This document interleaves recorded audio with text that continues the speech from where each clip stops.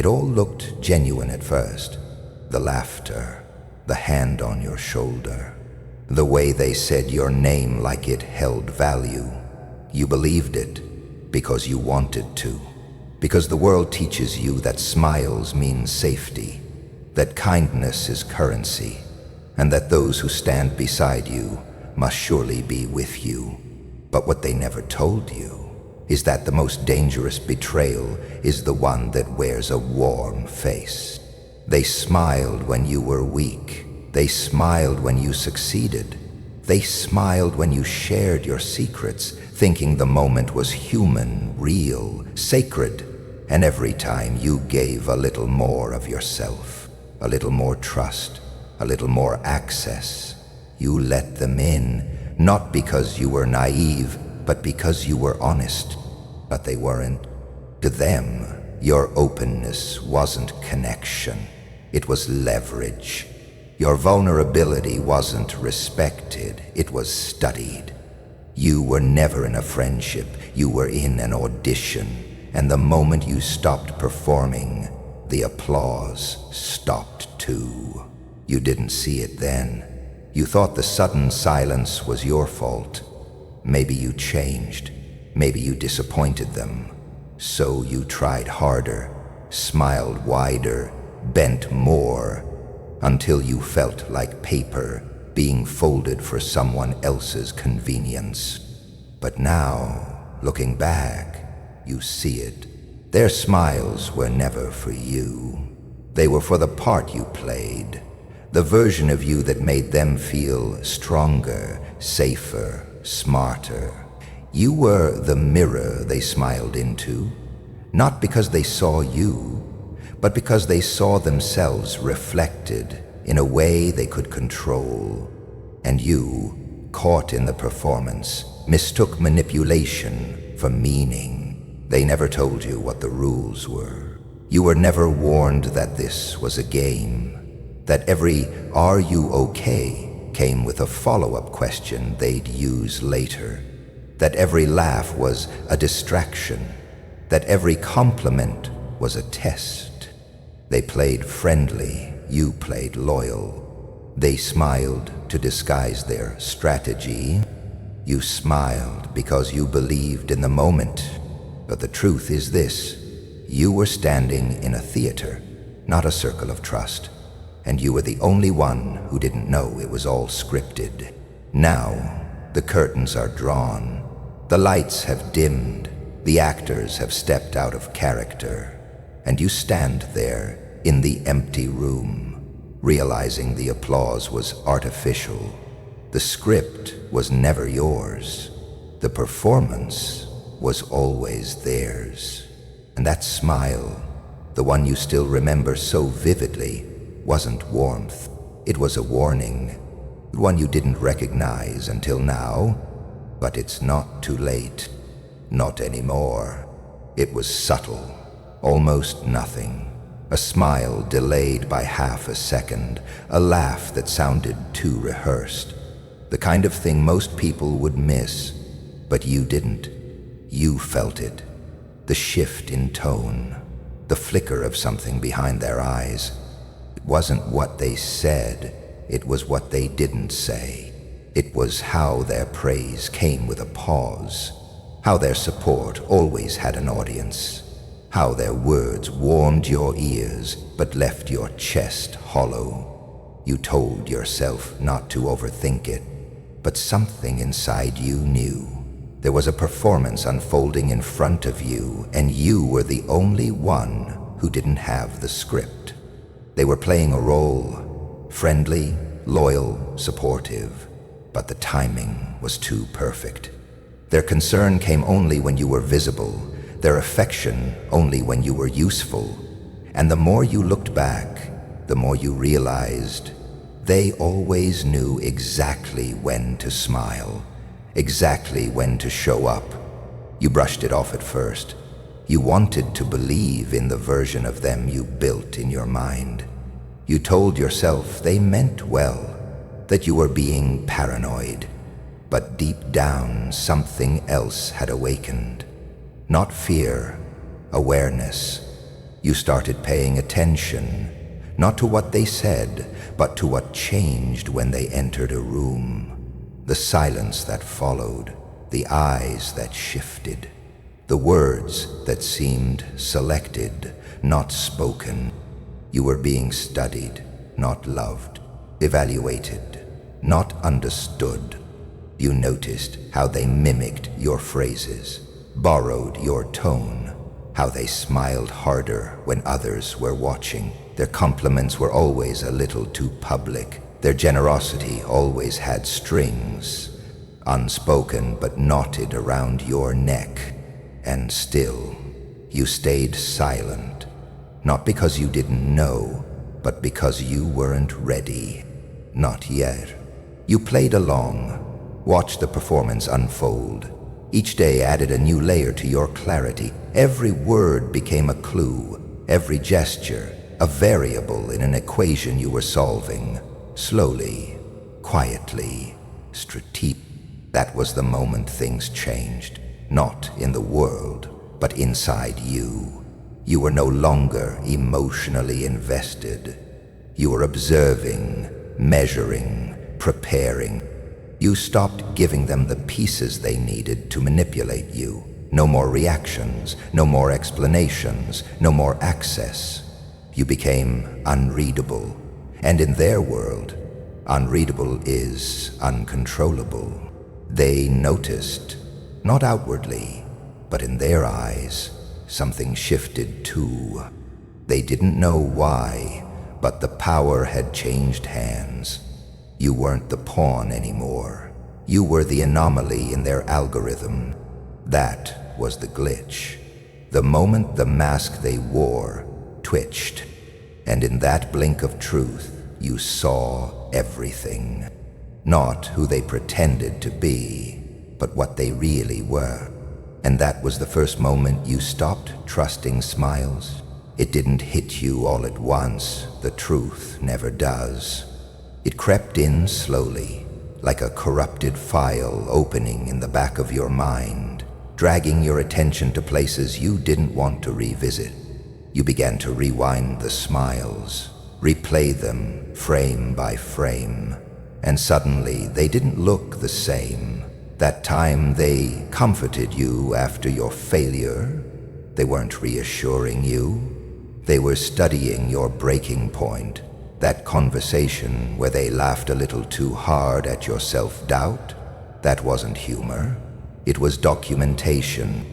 They were archiving your weaknesses while you were offering them trust. You remember how they always needed to know things, where you were, what you were planning, who you were close to. Back then, you called it connection. Now, you know better.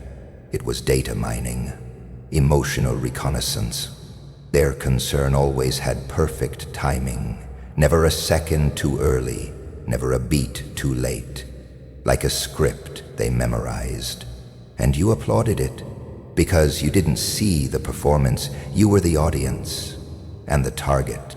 Even the way they disappeared when you needed them most, it wasn't neglect, it was calibration, a test.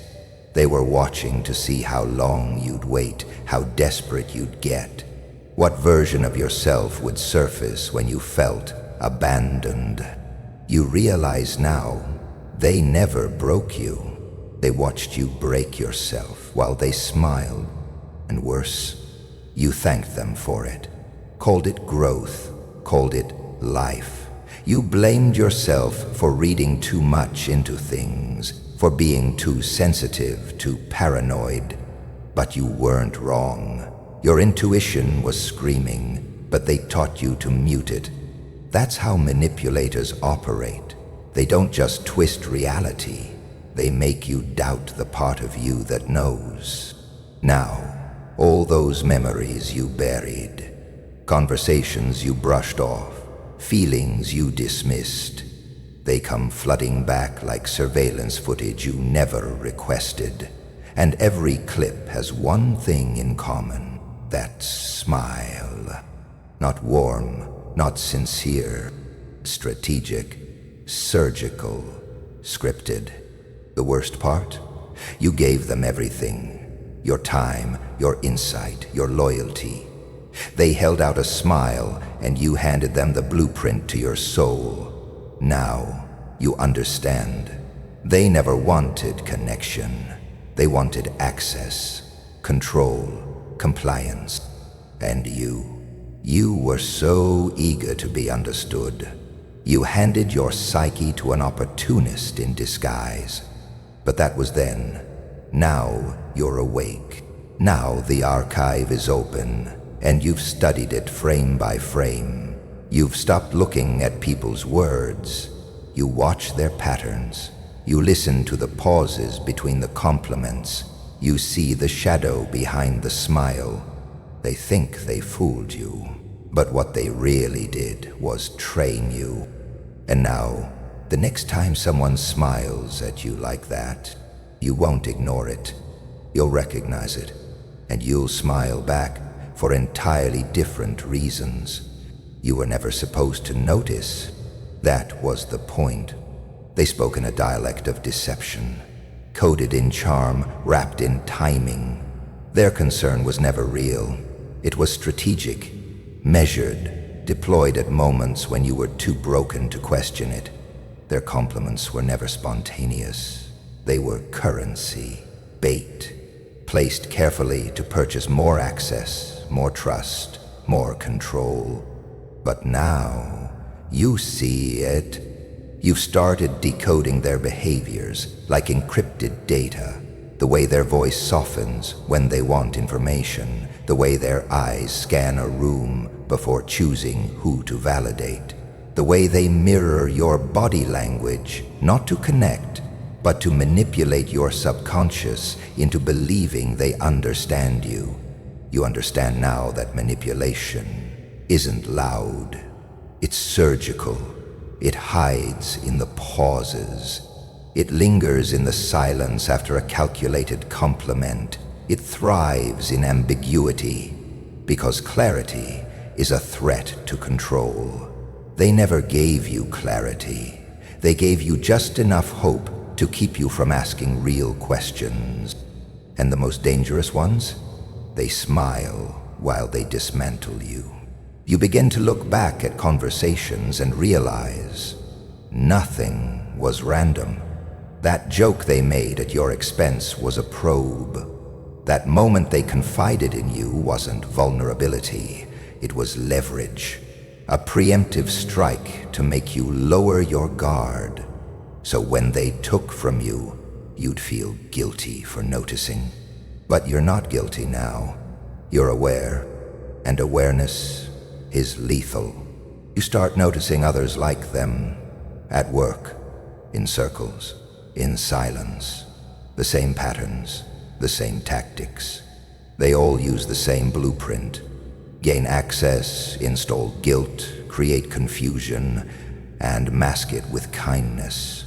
You realize how common it is, how systemic, like a dark art passed from one manipulator to the next.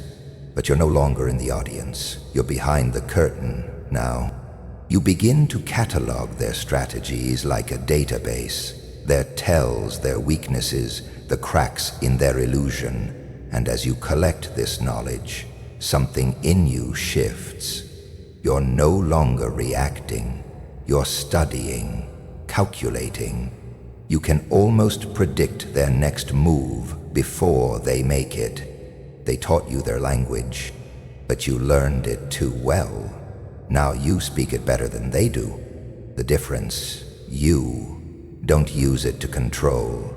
You use it to see, to protect, to prepare. And when they look at you now, they don't know what's changed, but they feel it. Your eyes don't blink the same. Your silence doesn't submit, it assesses. You aren't confused anymore. You're calculating. Because once you learn the shadow language of manipulators, you're never deceived by a smile again. And that's the beginning of their end. They think you haven't noticed. They still speak to you with the same tone, the same rehearsed concern, the same curated warmth that once fooled you. You smile back, not because you trust them, but because you now understand the game. You've learned the rules by watching them cheat. You let them believe you're still in the dark, still naive, still the version of yourself that used to take their words at face value. That version died in silence, buried beneath the avalanche of red flags you once ignored. But they don't know that. You never told them. You never had to. Now, you watch, quietly, meticulously. You observe their movements like a hawk trained on a predictable pattern. The way they shift when the topic changes. The micro-expressions they fail to control. The moments their eyes dart. Subconscious signals of a truth they're trying to hide. You study their tells, their timing, their cadence.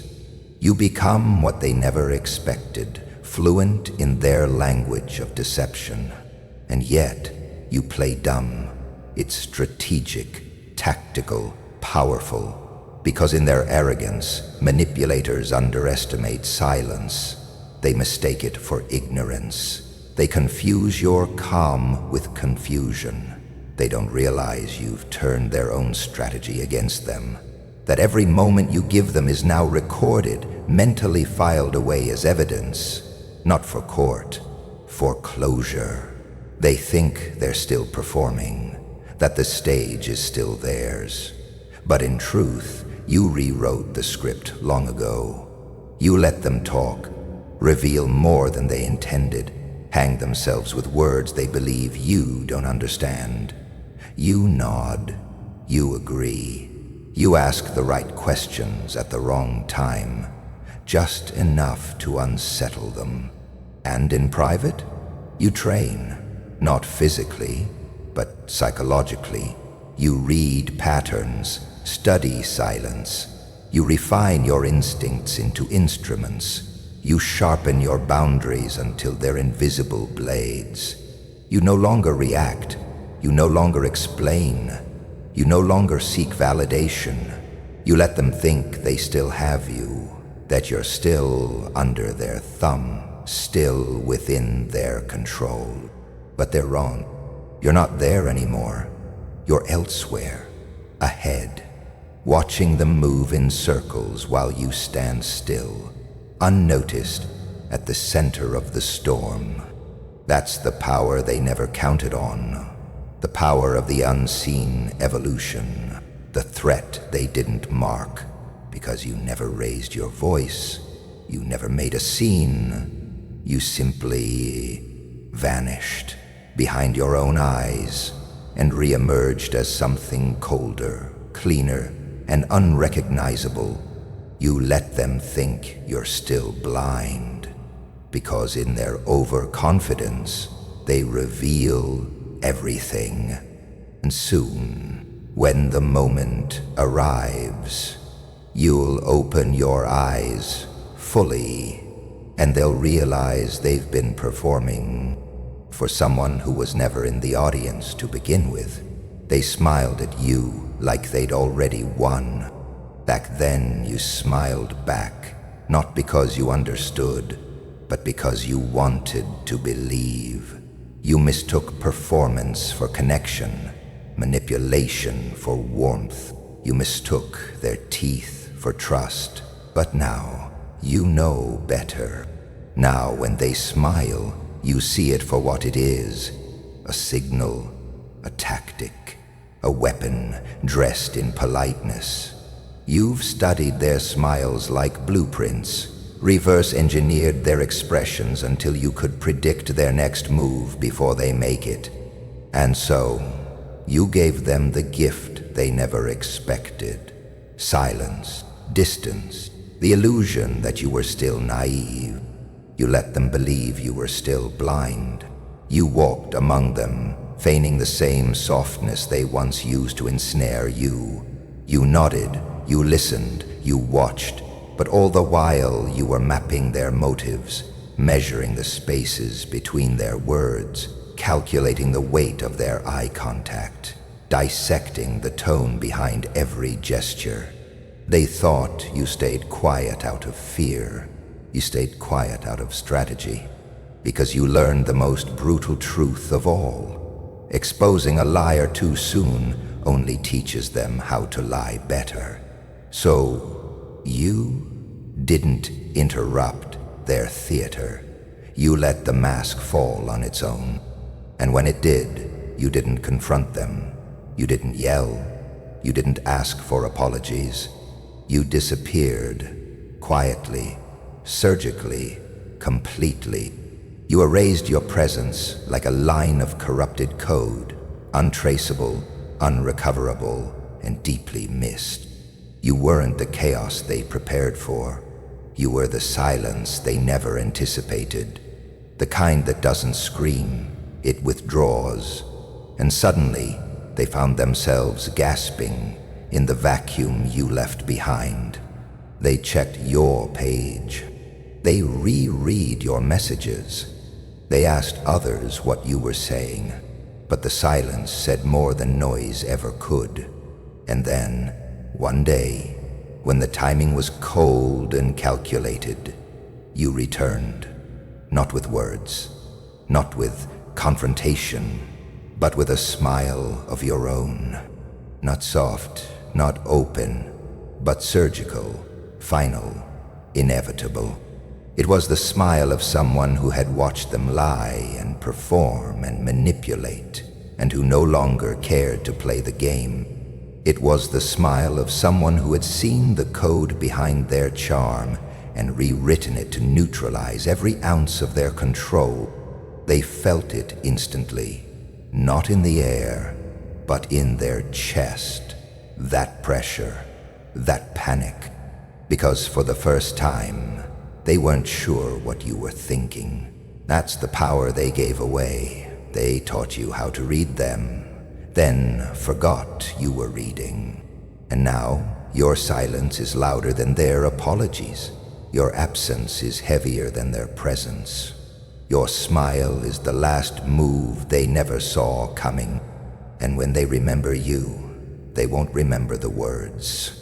They'll remember that smile, the one they gave you first, the one they'll regret forever.